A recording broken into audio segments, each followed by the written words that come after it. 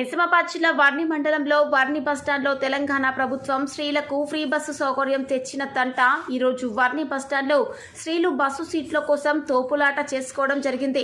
మహిళలకు కేటాయించిన తెలంగాణ ప్రభుత్వం ఫ్రీ బస్సు వలన కొంతమంది మహిళలు కొట్టుకోవడం జరుగుతోంది.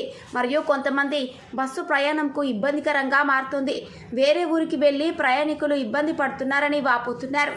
ఇటు ప్రజలు కూడా ఫ్రీ బస్సు తీసేయాలని ఆరోపిస్తున్నారు. మరియు కొంతమంది ప్రజలు మాట్లాడుతూ తెలంగాణ ప్రభుత్వం స్త్రీల కోసం కేటాయించిన ఫ్రీ బస్సులో విద్యార్థులకు, వికలాంగులకు, వయసు పైబడిన వారికి, ఇటు ఆడవారికి, మగవారికి కేటాయించాలని ప్రజలు ఆరోపిస్తున్నారు.